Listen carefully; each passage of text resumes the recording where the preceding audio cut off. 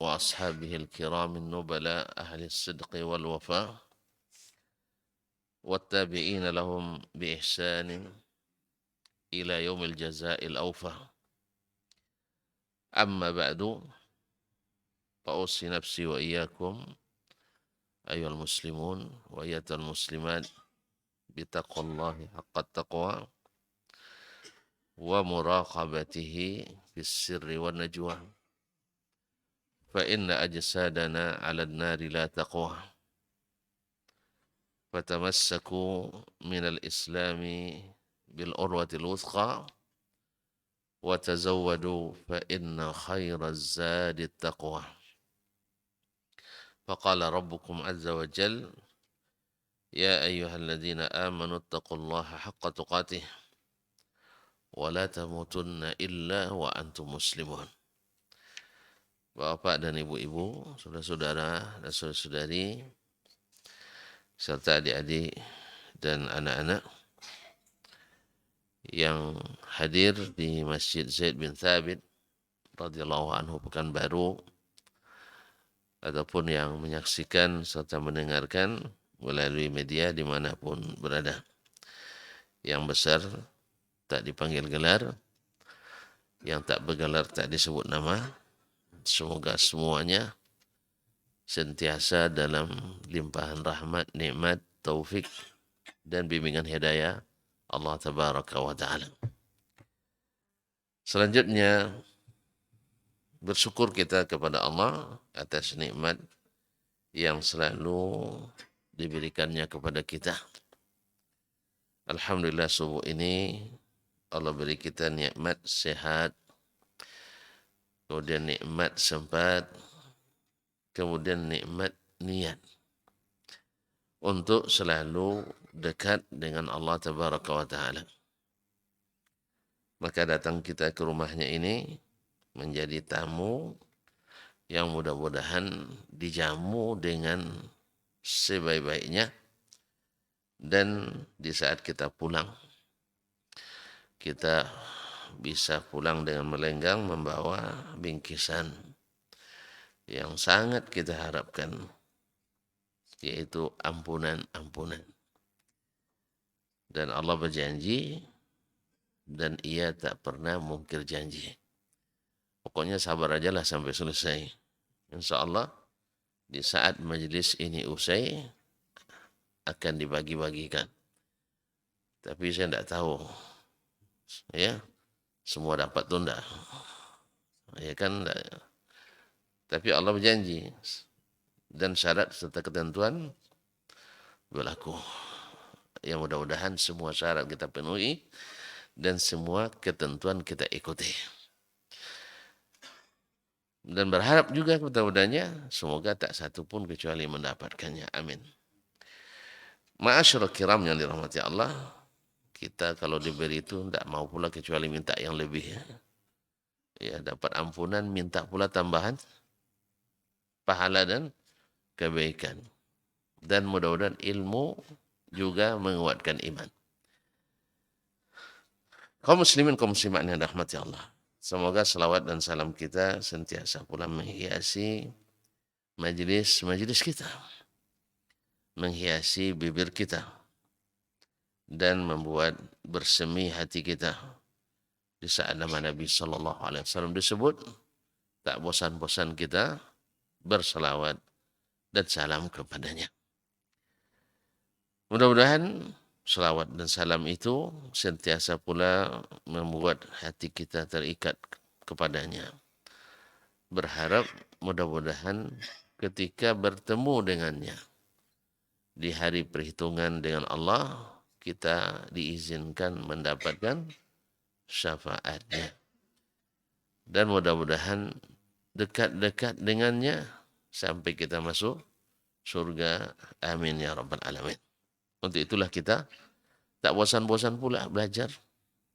Walaupun mungkin semua sudah punya titel sarjana, bahkan sudah banyak yang sudah jadi camat calon mati. Ya. Tapi tak bosan kita. Saya berdoa pada Allah mudah-mudahan malam ini atau malamnya masih belajar, besok paginya meninggal dunia. Tapi bukan hari ini ya, jangan salah paham. Nanti diaminkan pula, amin katanya. Nah, kapan saja.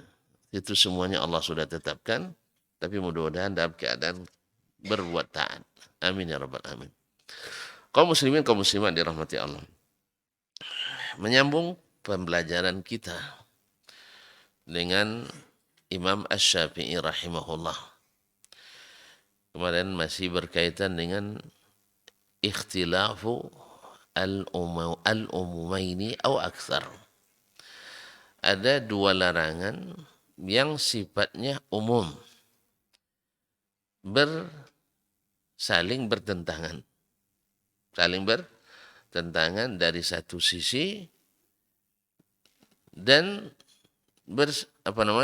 salah satunya lebih umum dari satu sisi dan yang lainnya, yang kedua lebih umum dari sisi yang lain. Jadi babun nahyi an syai'in lima'nan laisa fi ghairi. Atau kama qala. Nah. Jadi an-nahyu an ma'nan yushbihu alladhi qablahu fi syai'in wa yufariquhu fi syai'in ghairi. Dia sama-sama larangan tetapi berbeda dari sisi yang lain. Beliau kemarin mencontohkan tentang larangan salat di larangan salat di 5 waktu. Masih ingat ya? Kalau ulang lagi tidak apa-apa, kita ulang lagi nama masalah. Larangan salat di 5 waktu. Ini Pak Edi tidak hadir dia. Nah, nanti kita panas-panasin dia. Nah, 5 waktu. Selesai salat subuh sampai terbit matahari. Kedua, saat matahari terbit. Ketiga, selesai salat asar sampai terbenam matahari. Yang keempat, di saat terbenamnya matahari. Yang kelima, di saat matahari tepat di atas kepala kita. Hanguslah kita, Sen. Tepat bahasanya itu. Pas di tengah langit. Kalau orang bilang pas di tengah gitu. Kalau kita pas di atas kepala. Bahasa mana yang betul ini? Ini selalu terjemahannya gawat-gawat gitu ya. Di atas kepala. Apa? Itu tandanya di atas tidak mesti nempel, tidak mesti dekat. Sah? Jadi itu pula tandanya bahwa di atas tidak mesti butuh pada yang di bawah. Dah tamat kaji. Dah tamat kaji. Nah, bahwasanya tidak mesti kalau di atas membutuhkan yang di bawah. Tidak mesti di atas menempati yang di bawahnya. Alhamdulillah. Dah paham kan? Paham. Alhamdulillah. Begitulah Al-Quran dan hadis mengajarkan. Kaum muslimin dan muslimat dirahmati Allah. Lalu beliau mengatakan, "Fahtamalan nahyu min Rasulillah sallallahu alaihi wasallam min anis salati fi hadis saati ma'nayaini." Larangan salat di 5 waktu ini mengandung 2 makna atau 2 kemungkinan makna. Ahaduhuma wa huwa a'ammuhuma. Salah satu dari 2 makna itu dan ini yang lebih umum. An takuna as-salawatu kulluha wajibuha alladhi nusiya wa nima anhu. Bahwa salat semuanya yang wajibnya yang dilupakan atau tertidur tidak mengerjakannya. Wa ma lazima biwajhi minal wujuhi minha.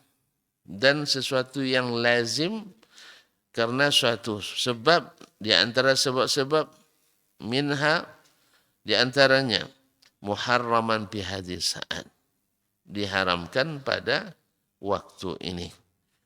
Jadi larangan ini makna pertamanya adalah semua solat yang wajib dan yang tak wajib, yang mesti diqadha dan yang tak mesti diqadha, dilarang dilakukan pada jam-jam tersebut, waktu-waktu ini. Jelas? Jadi umum. Berlaku pada semua salat. Ini makna yang lebih umum yang dipahami daripada larangan salat di 5 waktu ini. Pokoknya dari sisi salatnya tidak ada adanya yang wajib atau yang sunat. Yang mesti boleh diqadha maupun yang tak boleh diqadha. Tetap tidak boleh salat di di waktu-waktu ini. La yakunu li ahadin ay yusalliya fiha, yarhamukallah. Tidak boleh seseorang salat di waktu itu. Walau salla lam yuaddi dzalika anhu.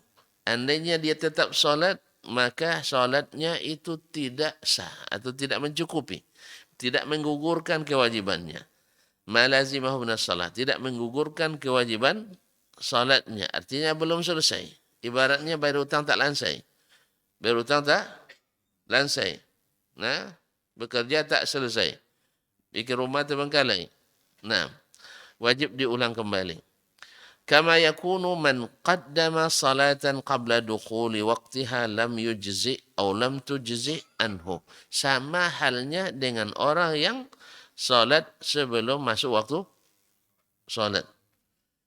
Maka tidak diterima atau tidak sah. Jadi kalau sempat misalnya antum salat zuhur 2 menit menjelang waktu zuhur masuk. Karena muazzinnya azan cepat dan azan pendek. Hanya karena ada azannya lebih pendek pula daripada qamatnya. Allahu akbar, Allahu akbar. Allahu akbar, Allahu akbar. Kan ada? Asyhadu an la ilaha illallah. Asyhadu an la ilaha illallah. Ini kadang orang baru sepertiga di masjid lain, dia sudah selesai azan. Nah, orang lain yang mendengarkan di luar, setelah azan kan boleh sholat. Lalu dia tunaikan sholat di rumahnya. Ternyata jam digitalnya bergerak 5 menit lebih maju. Berarti sah sholat atau tidak? Tidak. Makanya muazzin mu'taman. Muazzin mu'taman. Jangan azan. Asal azan. Tak boleh. Sebelum masuk waktu, tak boleh masuk waktu. Sebelum masuk waktu, tak boleh azan. Kalau azan juga, ada orang yang berbuka, maka batal puasanya, dia menanggung dosanya. Kalau tadi dia sengaja. Atau ada orang yang solat sebelum waktunya masuk, lalu orang solat karena azannya, dia tak sah solatnya, dia muazzin menanggung dosa. Jadi, posisi muazzin itu bukan posisi biasa, posisi luar biasa. Itu muazzin itu mulia, bukan seperti kita dianggap sebagai apa aja muazzinnya, ya kan? Muazzin itu luar biasa kaum muslimin dan muslimat dirahmati Allah SWT. Orang yang kita percayai untuk mensahkan puasa kita, mensahkan solat kita. Sah? Naam. Apa lagi mensahkan apa lagi? Mensahkan Jumat kita. Makanya khatib juga diminta. Khatib. Ya, karena sering terjadi jam-jam yang digital itu banyak yang bergeser dari waktu aslinya. Mungkin karena sering mati listrik. Lucu pula, harusnya mati listrik lambat dia. Tapi jam digital mati listrik tambah cepat. Saya sudah amati di berbagai tempat. Bukan hanya di daerah Riau saja. Kemana saya pergi mata saya agak nakal sedikit nengok jam. Nengok jam ya. Ya, selalu saya tengok digitalnya. Sebab karena mungkin pengalaman yang kurang bagus juga dengan masalah jam itu. Ya, di suatu tempat dulu sering maju 5 menit. Ketika di setel pengurusnya marah. Kenapa di setel? Akhirnya awalnya bisa dijangkau dengan tangga, ini harus dengan 2 tangga baru bisa dijangkau, naikkan ke atas. Supaya apa? Supaya dengan setel jamnya. Padahal kadang maju sampai 5 menit. Ya, sampai 5 menit. Jadi oleh itu kaum muslimin dan muslimat saya lihat terus. Rata-rata maju. Rata-rata maju. Maka kalau saya khutbah di suatu tempat, walaupun kata pengurusnya dan jam digital sudah masuk, saya harus cocokkan dengan berbagai aplikasi dulu. Ya, sebab terlambat 2 menit, bahkan terlambat 10 menit, lebih baik daripada tercepat 10 detik. Paham kan? Terlambat 10 menit, masih sah solat Jumatnya. Sah? Setengah jam pun lambat, sah Jumatnya. Tapi kalau tercepat naik mimbar sebelum waktu masuk, walaupun hanya 10 detik, itu bisa fatal akibatnya. Bisa fatal akibatnya. Nah, bisa membatalkan Jumatnya. Karena memulai di saat belum masuk waktunya. Maka berhati-hati muazzin secara khusus dan imam juga memperhatikan hal tersebut. Wallahu musta'an. Jadi kembali ke sini kaum muslimin dan muslimat dirahmati Allah, bahwa salat di jam-jam ini makna pertama yang disebutkan oleh beliau, bahwa salat apapun yang terlupa atau yang atau orang tertidur kemudian mesti boleh diqadha atau tidak boleh qadha, atau dia diwajibkan karena sebab tertentu atau tanpa sebab, maka semua itu tidak dibolehkan dikerjakan di waktu yang 5 ini. Ini makna yang lebih umum. Nah, beliau menyebut kalimat lebih umum supaya kita paham bahwasanya ketika bertentangan 2 kalimat atau 2 dalil umum, maka biasanya dicari mana yang lebih umum. Mana yang lebih umum dan itu yang cepat atau lebih diumumkan. Nah, ma'asyarul kiram dirahmati Allah, wahtamala an yakuna arada bihi ba'd as-salati duna ba'd. Kemungkinan kedua, maksud dari larangan itu adalah sebagian salat, tidak termasuk yang lain. Artinya ada salat yang dikecualikan. Ada salat yang dikecualikan. Dan pengecualian itu tidak bisa kecuali dengan dalil. Seperti akan dijelaskan oleh Imam Asy-Syafi'i rahimahullahu ta'ala. Naam. Fawajadna as-salata tatafarraqu biwajhaini. Kalau kita amati, kata beliau, kata Imam Asy-Syafi'i, kita dapatkan salat itu tatafarraqu, berbeda atau berpisah biwajhaini, dengan dua wajah, dengan 2 jalan. Ahaduhuma ma wajaba minha falam yakun li muslimin tarkuhu fi waqti, yaitu salat yang wajib, yang tak boleh seorang muslim meninggalkannya pada waktunya. Tak boleh meninggalkannya pada waktunya. Apa contohnya? Ya, salat 5 waktu ini. Salat 5 waktu ini. Salat 5 waktu. Itu tak boleh ditinggalkan pada waktunya. Kalau lewat waktunya berdosa besar. Fawailul lil musallin alladzina hum an salatihim sahun. Naam.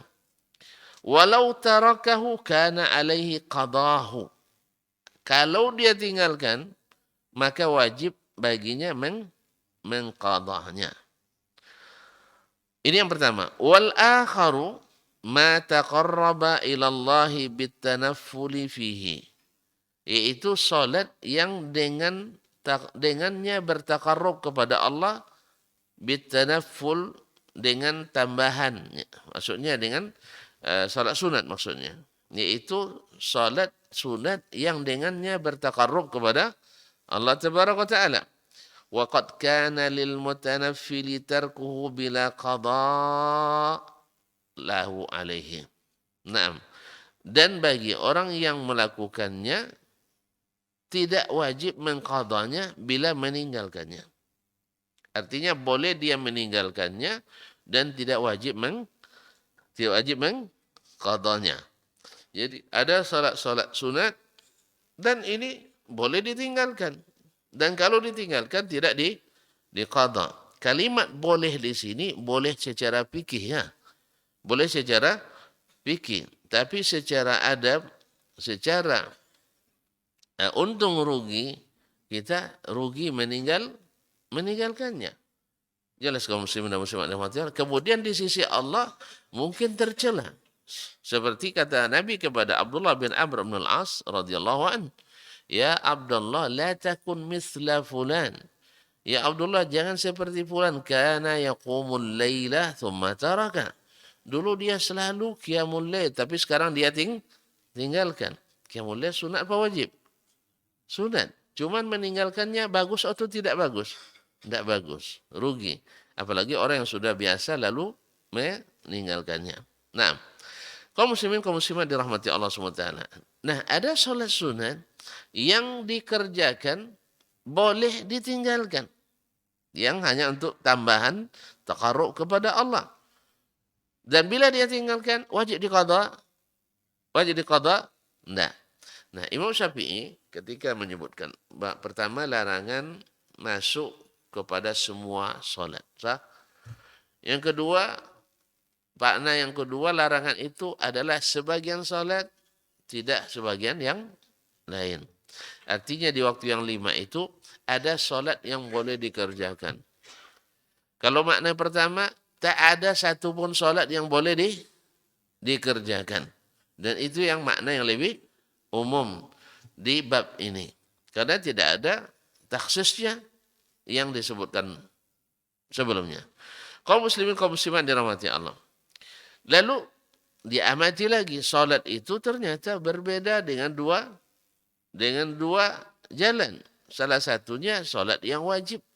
Tak boleh ditinggalkan pada waktunya. Artinya tak boleh dilambatkan. Sekarang kan solat subuh ini, malaslah. Malah terlambat tidur malam tadi kan. Akhirnya solat subuh itu, subuh hari ini kita jamak besok subuh. Besok subuh. Sah? Mana tahu subuh tadi, malam tadi terlambat tidur, banyak tugas. Maklum lihat akhir tahun kan kejar tayang. Akhir tahun kan? Tidak paham. Allah tidak paham. Kalau orang-orang apa namanya, orang kantor kan paham dia itu. Nah, kalau kita kan orang masjidan. Nah, jadi kurang paham lah kita. Nah, jadi ada kadang kejar tayang. Kan ada proyek Desember kan banyak kan. Macam tidak paham aja tuan-tuan. Nah, jadi ada yang mesti diselesaikan di tahun anggaran ini juga. Ya, dengan apa istilahnya, toleransi sampai akhir bulan, sampai tanggal 25 laporan harus sudah masuk. Mungkin sering tidur lambat malam. Sah? Lembur setiap malam. Kalau gitu subuh tidak hadir ke masjid, insya Allah subuh besok saya qadha. Boleh? Tidak boleh. Nah, tidak boleh kalau dengan sengaja. Tapi kalau sempat tertidur, tidak ada yang bangunkan. Bukan dipesan jangan dibangunkan, bukan. Ya, tak ada yang bangunkan. Alarm dipasang 5, satu pun tak terdengar. Sah? Orang di rumah tak ada, tinggal sendiri. Perut lapar pun tak terasa. Tiba-tiba dah jam 11.30 terbangun. Astagfirullah, belum solat? Belum solat? Solat subuh. Apalagi solat witir. Nah, akhirnya apa yang dilakukan? Maka dia solat pada waktu itu. Nah, atau terbangun pas matahari di tengah. Atau di atas kepala. Solat apa tidak? Salat dia. Karena ada dalil khusus yang mengatakan itu. Nanti akan disebutkan. Wajib dan wajib. Nah, kemudian ada pula yang sunat bila ditinggalkan tidak mesti diqadha. Tidak mesti diqadha. Wa wajadna al-wajiba alaihi minha yufariqu at-tatawwu'a fi as-safar. Idza kana al-mar'u rakiban. Dan kita dapatkan yang wajib, salat yang wajib, di antaranya yufariqu at-tatawwu'a fi as-safar. Berbeda pula dengan salat tatawwu' ketika musafir. Sah? Yang wajib dengan salat sunat waktu musafir. Berbeda tidak mengerjakannya? Tidak tahu, kita dengarkan. Iza kana rakiban. Ketika orang musafir itu menggunakan kendaraan.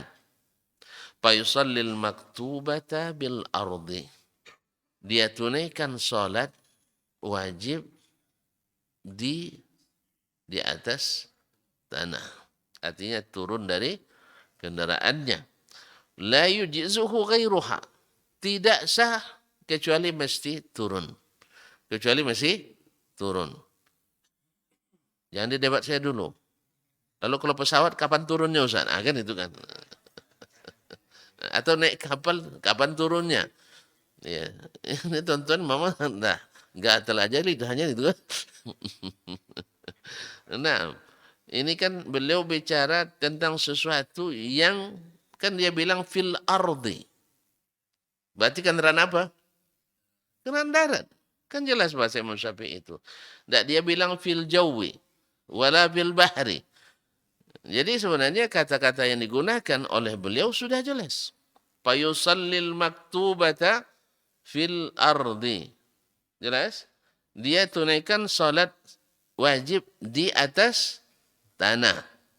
Sebab dia kendaraannya berjalan di atas tanah. Bila kendaraannya berjalan di atas air, maka dia solat di atas kendaraannya. Jangan di atas air. Ini dah mulai nak jadi wali nampaknya. Ini ada yang berlatihan solat di atas air. Kemudian atau latihan solat di atas pohon. Ya, apa nak solat masjid? Saya sedang latihan jadi wali. Solat di atas pohon. Nah, kalau di atas air tidak apa-apa lah, cuma tenggelam aja kan. Nah, kalau pas solat di atas pohon jatuh, kupak badan. Nah, jadi kadang-kadang macam-macam kerja orang. Jadi nak bikin yang aneh. Jadi bahasa beliau bayusallil maktubata bil ardi. Dia solat wajib di atas tanah. Artinya turun dari kendaraannya. Dengan makna, bila kendaraan yang kita tumpangi dibolehkan atau bisa kita turun, maka wajib hukumnya turun. Andainya nanti, masih tidak tahu kita, di depannya ada terminal pesawat udara, rest areanya ada. Mana tahu kan? Kan antum kan teknologi itu kan berkembang terus. Ada nanti teknologi yang membuat pesawat bisa mampir di waktu sholat di udara. Mana tahu? Saya tidak tahu sekarang. Ada yang bisa? Hah? Stasiun luar angkasa. Tapi antum tidak bisa sholat pula pakai.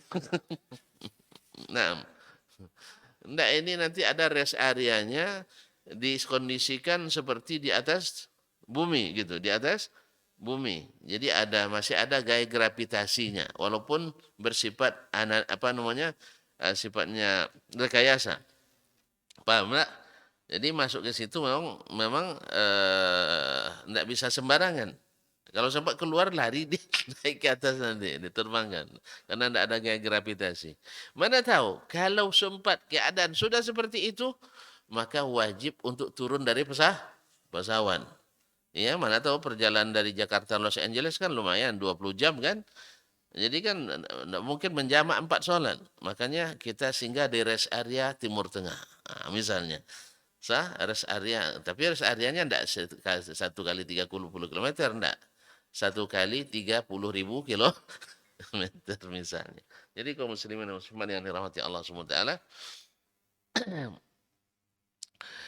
La yujiz'u ghairuha. Tak sah kecuali dengan turun. Wadnafilata rakiban. Sedangkan solat sunat dia solat di atas kendaraannya. Mutawajjihan haithusa. Kemanapun kendaraan itu menghadap.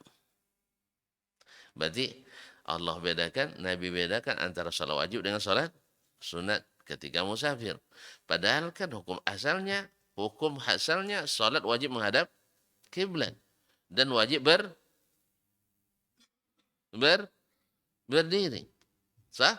Ini tak sambil berjalan tak pula menghadap kiblat.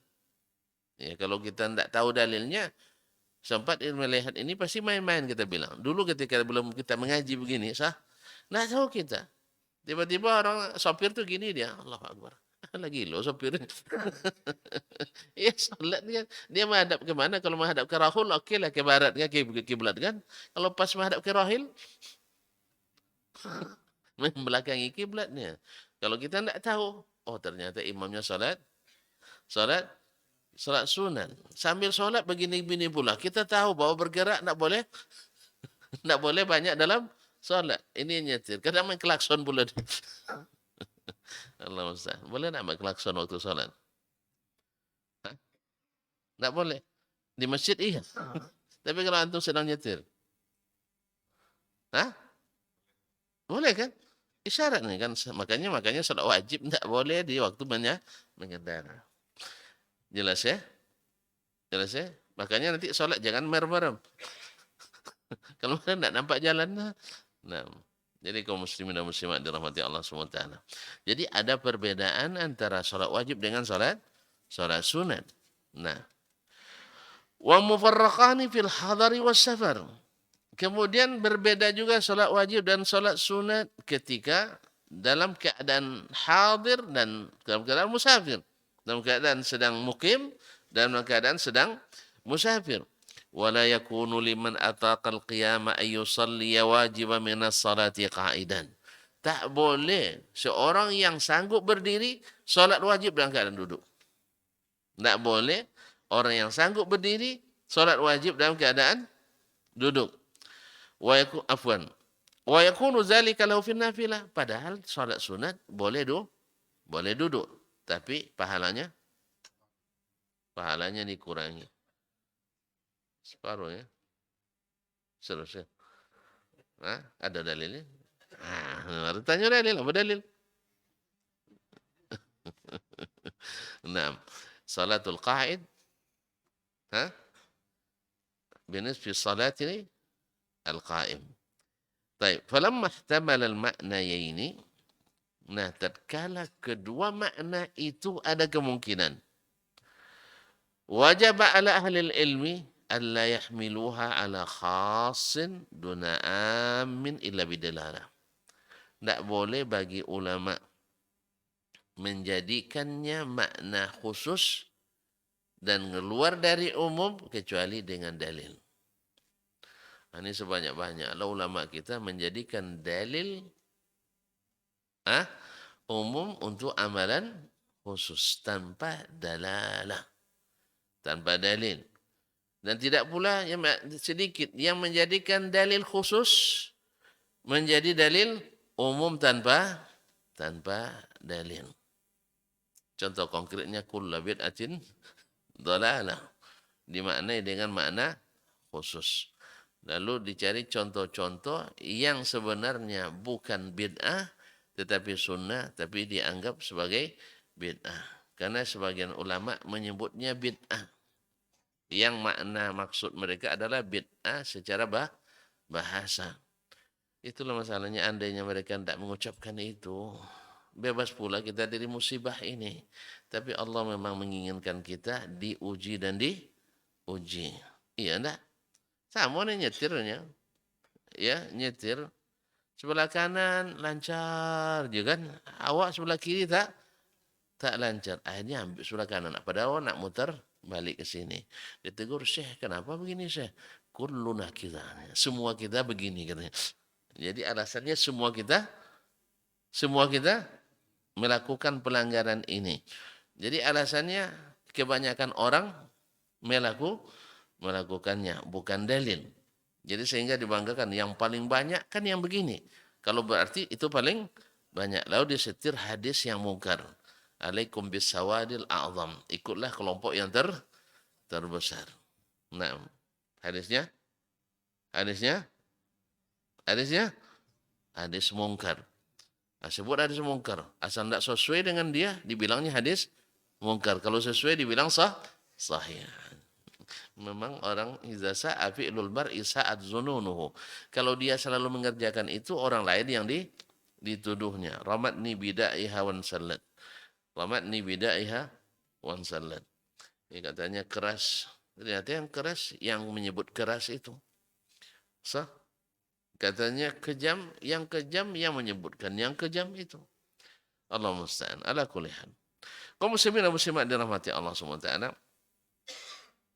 tidak boleh menjadikannya la yahmiluha ala khasin, tidak boleh menjadikan dalil itu sebagai amalan khusus, sebagai digunakan untuk sesuatu yang khusus, duna keluar dari umum, illa bidalalah, kecuali dengan dalil min sunnati Rasulillah sallallahu. Dalilnya apa? Ingat, dalilnya lihat. Min sunnati Rasulillah sallallahu, dari sunnah Rasulullah sallallahu alaihi wasallam, atau ijma'i ulama'il muslimin, atau ijma'nya ulama kaum muslimin. Jadi tidak masuk atau ijtihadnya sebagian ulama. Sebab kita punya kecenderungan asal ada ulama satu saja yang bolehkan, maka dianggap itu perkara boleh. Padahal sunnah sudah tetap tidak membolehkannya. Tapi ada satu. Rupanya setelah diperiksa, dalil yang satu, nisbat satu ke ulama itu tidak pula sahih rupanya riwayat. No. Ya. Ini kan dibuatnya, ini dalil ada dari Umar bin Khattab. Di mana cuy? Ada cila soalnya, awak suruh carinya kan. Dah dapat.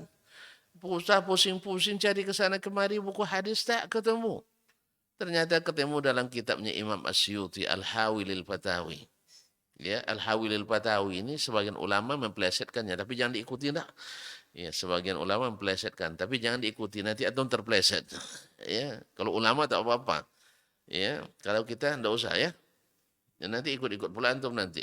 Al-Hawi lil Fatawi. Ya, nanti saya takut juga menyebutkan, nanti antum gunakan pula. Hah? Enggak usah lah ya. Penasaran aja lah. Enggak usah. Nanti biar antum penasaran. Al-Hawi lil Fatawi maknanya adalah kumpulan fatwa lengkap. Ini masanya. Jadi beliau di dalam fatwanya ini, Allah musta'an, ya, saya segan untuk mengatakan, tapi boleh buat ya. Karena ilmu ini amanah. Banyak mutasahil. Banyak fatwanya yang meringan-ringankan. Semalam saya mendengar seseorang mengatakan tentang salah seorang ulama di Timur Tengah yang banyak jadi rujukan di negeri kita. Dia tamat Timur Tengah juga. Dan belajar di tempat syekh itu berada. Dia bilang itu syekh itu memang ilmunya tinggi. Cuman tidak ada satupun yang haram bagi dia. Semuanya bisa dihalalkan. Kayaknya ada ya. Ada juga ulama tukang stempel halal. Ini yang tamat di daerah itu dia mengatakannya. Dia belajar dan tamat pula di sana. Ketika menyebut nama seorang alim, dia alim memang, dikenal. Jadi rujukan banyak. Cuma rujukan ahli. Itu masalahnya ahli titik-titik. Ya, isi sendirilah titik-titik. Kan itu kan tahu dari saya nak. Ahli titik-titik jadi rujukan. Jadi kata beliau ini komentarnya, si fulan itu syekh itu memang tinggi ilmunya, kita akui. Cuman memang tukang terkenal itu tukang halalkan semua. Pokoknya walaupun hukum asalnya haram, dia bisa carikan cara untuk menjadikannya halal. Ya. Jadi apapun bisa dia sebut halal nanti walaupun haram. Allah musta'an. Nah, gimana itu? Antum suka kayaknya gitu ya? Hah? Enaklah hidup ini, enggak banyak masalah kita. Semuanya halal. Daripada ngaji di sini semua haram, semua bid'ah. Hah?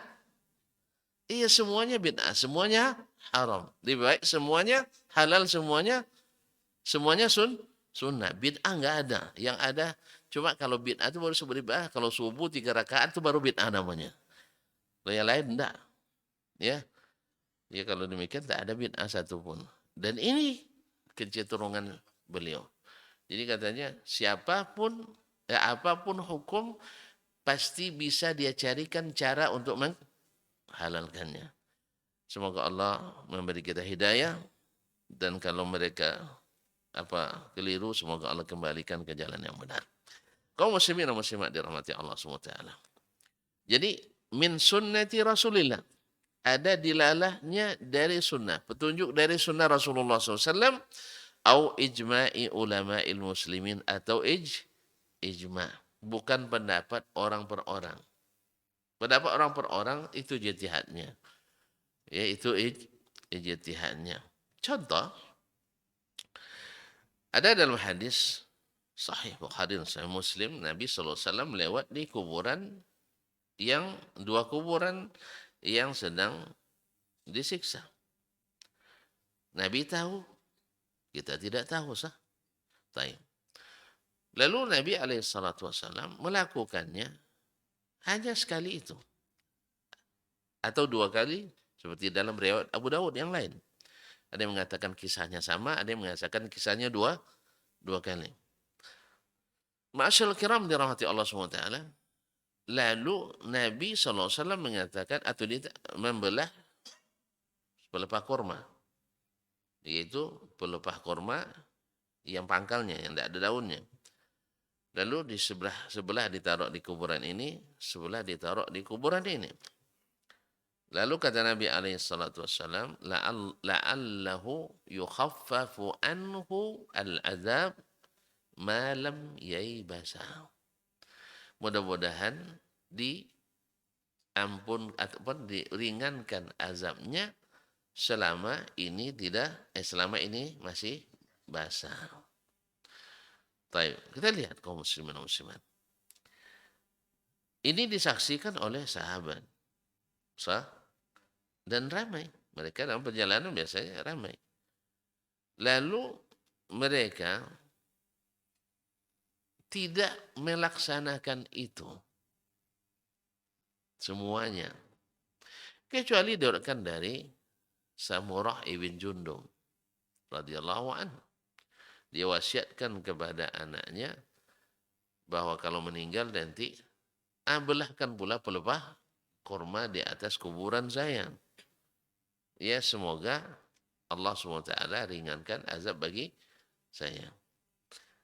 Nah, yang ini pemahamannya sendiri, ijtihadnya.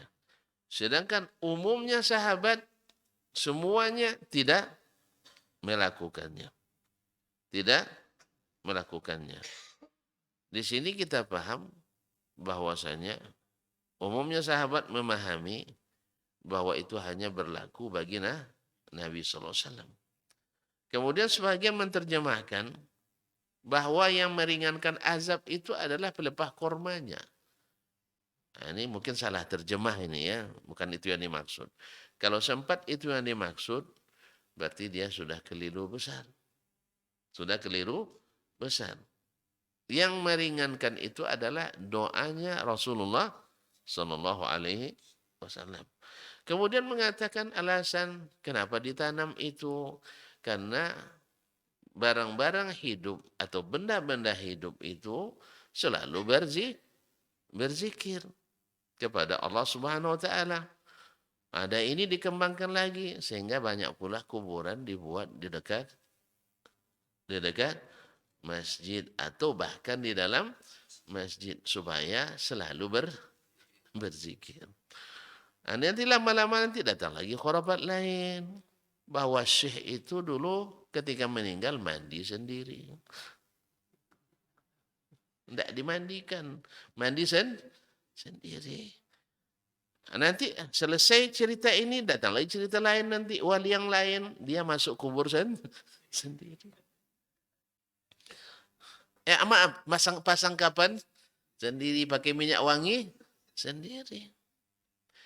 Nanti habis itu, ya karena meningkat lagi kewalian yang lain, nanti masuk kubur sendiri. Nanti gali kubur sendiri. Habis itu nanti naik keluar kubur sendiri. Dan macam-macam khurafat yang dikatakan orang. Nah, makanya disitulah perlunya kita memang selalu di majelis ilmu. Bukan majelis dongeng. Atau majelis ilmu, syaitan takut. Tapi kalau majelis ibadah tanpa ilmu, syaitan suka. Ya, sebab apapun khurafat masuk di situ. Tapi kalau majelis ilmu enggak. Masih imun enggak? Sehingga tertuduhlah kita ini tidak percaya pada karamatul awliya. Keramatnya para wali. Habis itu tertuduh pula, mereka tu tidak ada ulama jadi wali dah. Sebab amalannya bid'ah semua. Ya. Jadi yang tak terima bid'ah, amalannya semuanya bid'ah. Sedangkan yang suka bid'ah, amalannya sunnah semua. Begitulah. Jadi kaum muslimin dan muslimat dan rahmati Allah, amalan mereka kan tertolak sebab ahli bid'ah. Kalau kami yang suka bid'ah, amalan kami semuanya diterima karena semuanya sunnah. Jadi yang suka bid'ah, amalannya sunnah semua. Yang anti bid'ah, amalannya bid'ah semua. Itu gitulah kayak sama juga jus original yang asli itu mesti bercampur-campur. Campur gula, campur susu, campur es. Itu namanya jus original. Lah, tapi kalau yang murni, misalnya tak pakai gula, tak pakai susu, tak pakai ais, nah, itu dianggap jus campur. Jus campur. Begitulah pemahaman sekarang. Yang menerima bid'ah hasanah itu asli ahli sunnah. Tapi yang tak menerima bid'ah sekalipun itu namanya ahli sunnah abal. Itu wahaboy itu. Namanya wahaboy. Jadi lucu-lucu kadang kaum muslimin dan muslimat. Ya kalau dogma yang dikembangkan inilah hasilnya. Ya dogma, doktrin, begini hasilnya. Apalagi fitnah. Jadi kalau kita tidak ahli sunnah menurut kita, siapapun yang menghidupkan sunnah itu ahlu sunnah. Siapapun yang menghidupkan bid'ah berarti ahli bid'ah. Jelas, tidak ada neko-neko sana kemarinya. Sehingga imam kita jelas. Sah? Ini kan ditanya, antum digugat, imam antum siapa sih? Orang Wahabi itu katanya bingung, tidak ada imamnya. Tidak ada imamnya. Sah? Kalau kami, imam kami, ya kalau orang Maroko, Abdul Hasan Asyazili misalnya kan, orang Syam atau Maroko juga, ya Al-Qadiri, Abdul Qadir Jilani kan. Kalau yang orang India, An-Naqsyabandi dan termasuk menyebar surat ke kita. Tapi kalau Allah Wahabi, tidak ada imamnya. Akhirnya mereka angkat sendiri. Mereka angkat sendiri imam kita. Muhammad bin Abdul Wahab atau Ibnu Taimiyah. Tidak sampai ke Rasulullah SAW. Masya Allah. Kalian mantap. Tidak sampai ke Rasulullah. Kalau guru kami sampai ke Rasulullah. Sudah tuh tengok sana. San banyak kezabin dalamnya. Banyak para dusta. Allah musta'an. Kau muslimin dan muslimat dirahmati Allah SWT. Jadi mesti ijma'. Karena tidak mungkin sunnah dikhususkan dengan ijtihad pribadi atau ijtihad sebagian dan ditolak oleh sebagian yang lain. Apalagi sudah ijma' mereka menolaknya. Ma'asyarul kiram dirahmati Allah SWT. Allazina la yumkinu ayyujmi'u ala khilafi sunnatin lahu. Yang tak mungkin mereka berijma' sepakat menyalahi sunnah.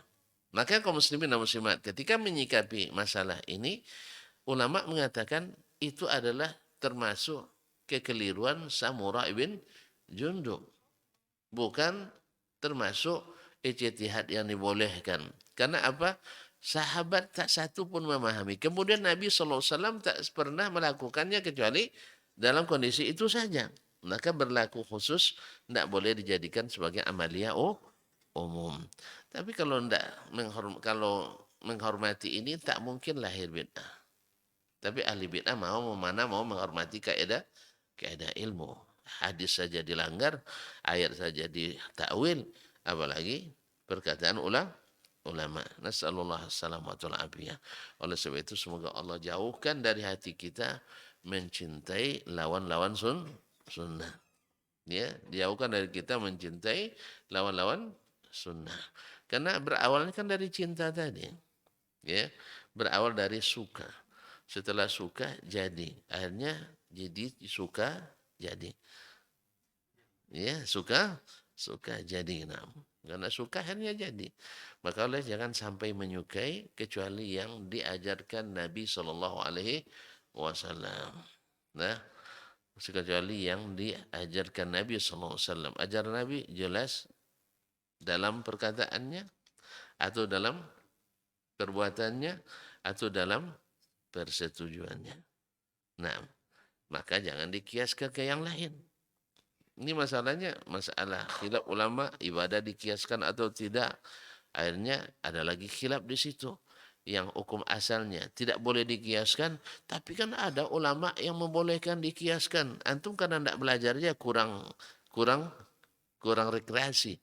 Kurang kurang rekreasi, kurang piknik. Jadi jangan sembarangan. Ya, awak tidak sembarangan loh sih. Bahwa mengatakan ini setelah kita belajari semua hadis Nabi yang berkenaan dengan masalah itu. Lalu tak jumpa. Bukan tak jumpa perkataan ulama. Tapi perkataan ulama ini tidak bisa kita jadikan untuk menghadapi hadis Nabi SAW. Dah jelas dalam hadis tak ada. Lalu ada ulama yang buat katakan ada. Mana dalilnya? Oh enggak. Kalau semua dalil Quran hadis hancur agama ini katanya. Subhanallah. Jadi kalau semua Quran hadis saja hancur agama katanya. Lalu Nabi dahulu membangun agama ini dengan apa? Tuan-tuan, bukan. Dulu Nabi bangun agama ini dengan apa? Quran hadis. Hancur. Justru setelah kita memasukkan bahan sintetis, bahan KW, baru agama ini hancur. Antum tahu sendiri, jatuhnya umat Islam dikuasai oleh musuh-musuhnya setelah kita campurkan ilmu Nabi dengan ilmu Nabi dengan ilmu. Antum nuduh ilmu kalam pula sih. Jangan sembarang nuduh. Ilmu lain bilang gitu. Biar bisa lebih elegan sedikit. Ini bilang ilmu kalam. Nanti marah dosen kalam sama antum. Nah, bilang ilmu selain ilmu Nabi. Kan gitu ya. Jadi kita campurkan sunnah dengan selain sunnah. Jangan bilang bid'ah. Soalnya orang takut dibilang bid'ah. Karena dia suka bid'ah. Kalau tidak suka, masa antum bela-belain? Kalau antum tidak suka, masa belain? Kalau suka, berarti ahlinya. Kalau tidak suka, berarti bukan ahlinya. Antum suka bid'ah? Berarti antum ahli sunnah. Yang suka bid'ah? Ahli sunnah asli. Yang suka bid'ah ahli sunnah asli. Nah, yang tak suka bid'ah ahli sunnah KW. Baik, ikhwan. Ini belum selesai juga jadinya. Ini banyak ilmunya Imam Syafi'i, itu masalahnya. Nah, ya, sedikit dia bercakap, terpaksa banyak kita bercakap. Sedikit dia bercakap, terpaksa banyak kita bercakap. Kalau muridnya beliau dulu, sebentar baca selesai, aman. Kita terpaksa tambah-tambah contoh, tambah-tambah aplikasi. Karena di zaman ini, kalau tidak dibuat contoh, tidak paham kita. No? Ya sih? Atau kita coba dulu alinea selanjutnya, tanpa dibikin contoh, tanpa dijelaskan. Kita coba cepat selesai. Nah, Allah musta'an. Makanya dulu diwanti-wanti oleh syekh-syekh saya. Kenapa risalah pula yang antum baca? Saya bilang, kalau tidak saya yang baca, siapa yang baca? Syekh kan tidak pernah baca kan. Sah? Jadi itu kan dia bilang, ini bahasanya tinggi katanya. Bahasanya tinggi, nanti salah-salah menjelaskannya. Ya, lalu saya bilang, nanti kalau bahasa kita rendahkan aja. Sah? Kalau salah nanti tolong saya yang perbaiki. Sah? Selesai masalah. Saya siap diperbaiki. Ada yang mau perbaiki silakan. Nah, tidak masalah. Kita siap diperbaiki. Nah, yang kedua, lebih tinggi Al-Quran daripada Risalah. Kenapa Syekh tadi larang orang baca kitab tafsir di depan orang umum? Kalau alasannya bahasanya lebih tinggi. Kalau alasannya takut tersalah, mana lebih parah? Salah menafsirkan Al-Quran daripada salah menafsirkan kata Imam Syafi'i. Salah menafsirkan Al-Quran. Ini kadang orang yang baca Quran aja tidak jelas, bawa Quran satu menjadi ahli tafsir pula dia. Kan banyak sekarang. Kalau dulu orang belajar nak jadi ahli tafsir tuh hafal dulu 30 juz. Sekarang banyak masuk jurusan tafsir juz 30 tak selesai. Kalau bukan karena kewajiban setor, ya kewajiban setoran mungkin tamat sudah sarjana tafsir tapi tak juz 30 dah sudah apa. Habis itu mengkritisi pula kritik judulnya luar biasa, mengkritisi tafsir Imam At-Tabari. Masya Allah. Besar. Sampai pula pernyataan, ternyata ahli tafsir tak satu pun yang selesai menafsirkan Al-Quran. Ayalah cuma. Ya, saya kalau sudah ada yang bilang seperti itu, saya tutup aja lah telinga daripada bikin marah dia kan. Ya nanti kan kita bilang, lah apa tafsir selesai itu ya. Kan kita bilang ada berapa kitab tafsir yang selesai dibaca dengan guru, bukan baca sendiri. Baca sendiri saya tak paham, pasti ngantuk-ngantuk. Yang dibaca dengan guru. Atau tidak ada. Tidak ada. Yang sampai selesai itu tidak ada. Nah, kalau baca sendiri itu, makanya kemana-mana pergi. Seperti kata Imam Al-Qattan, siapa yang gurunya hanya bukunya, salahnya lebih banyak dari benarnya. Biarlah, tidak selesai pun. Besok kita sambung lagi ya. Ya, jangan kemana-mana. Insya Allah, tahun depan kita akan tetap bersama. Insya Allah Ta'ala. Jangan doakan tadi. Saya kan tidak bilang doa besok pagi ya. Saya hanya mengatakan misalnya hari ini ngaji, besoknya wafat. Bukan tanggal hari ini, tanggal 22 ini, bukan. Nah, terima kasih. Jadi kita sampaikan di situ dulu. Besok kita jemput kembali. Wabillahi taufiq wal hidayah. Wa subhanakallah bihamdik. Asyhadu an la ilaha illa anta astaghfiruka wa atubu ilaik. Wassalamualaikum warahmatullahi wabarakatuh.